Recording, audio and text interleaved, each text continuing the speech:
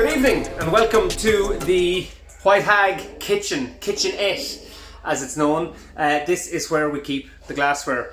That's the glassware we're allowed to use in the brewery. And that little press behind me. You're joining us on a cold, bitterly cold, windy, dark Thursday evening here in the Whitehag. We are at the moment in full flow for Christmas, so we're getting Christmas boxes out, doing corporate events. We are doing packing the last of the Advent boxes and Christmas boxes we're doing directly for consumers. We're also getting the last of the stock out. On top of that, we're getting a bunch of beer actually into tanks. As you see behind me, the lads are dry hopping at the moment here. We're getting beer into tanks for Beer 52, which you should hopefully see in end of January, February, whenever the guys get the beer out. But for now, we're on the last week's wind down to Christmas, and it's Christmas Fest, Cyberfest Christmas edition. I'm not sure, but we're here.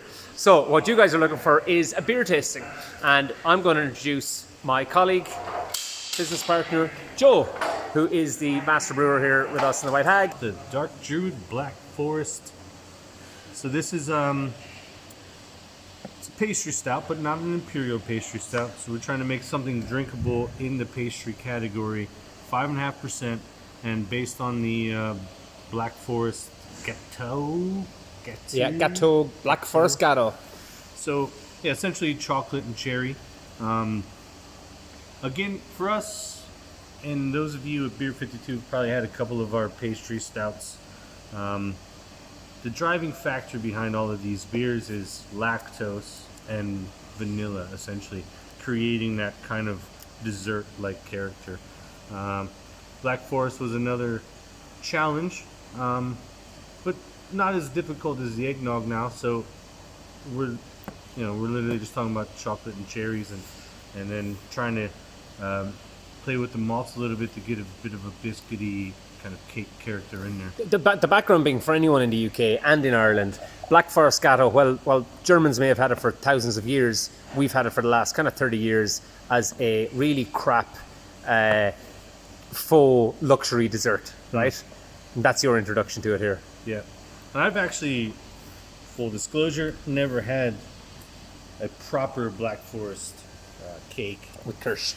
Yeah, so we sent a crew out in the middle of the day when we were developing this to try to find the best examples of them in Ballymote/Sligo, Ireland. Everything came back a bit kind of disappointing, but I'm sure from reading the internet, I had in my head what the cake should taste like, which was just really, really rich chocolate and with some layers of like a cherry jelly or whatever you want to call it. So Yeah, that was pretty much it. So yeah, hopefully on the nose you're getting what I'm getting, which would be loads and loads of cherry, but covered and smothered in chocolate. So loads of cocoa in this. Again, lactose, vanilla to bring the sweetness level up, or perception of sweetness with the vanilla. And then sour cherries to bring that kind of 3D character of cherry through. I haven't had one since we canned it, so I'm looking forward to this. Yeah, that's pretty good. Yeah, in my head, exactly what I was hoping for.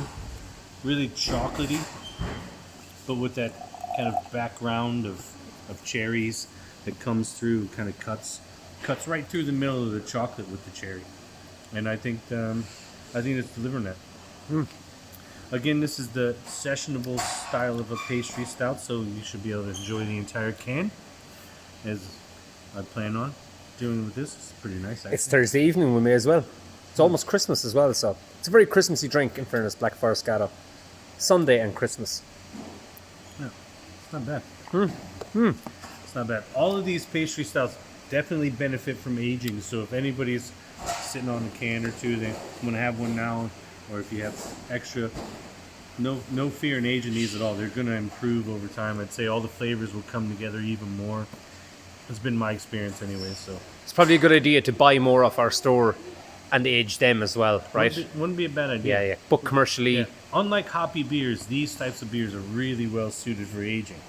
You know, so think of it like your fine wines and stuff, where you might buy 2 bottles, you know, or 4, and you're gonna drink 2 now and put 2 on the shelf and come back to them maybe in a year's time. Most stouts are good for aging. These pastry stouts have been my experience. Like I've found even just 1 month on the eggnog has done wonders for it. This beer is going to be even better. The chocolate notes are going to come through. Everything's going to come through even more in another month or 2. But don't be afraid to enjoy it now.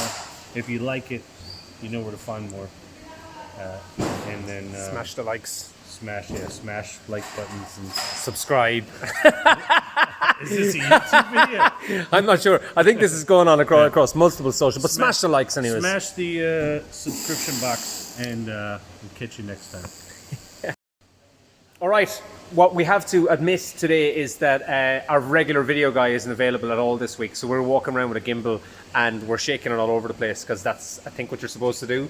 But thanks for joining us. Thanks to Doug and Richard and all the guys in Beer 52 inside Beer Fest. Enjoy yourselves. If you have any questions, we're going to be watching, so stick them in the comments on the side. If you have any abuse, just give that straight to Doug. Don't bother commenting us or tagging us in it. And have a great Christmas. We'll hopefully see you in the new year. Slán. Cheers. Gadlack.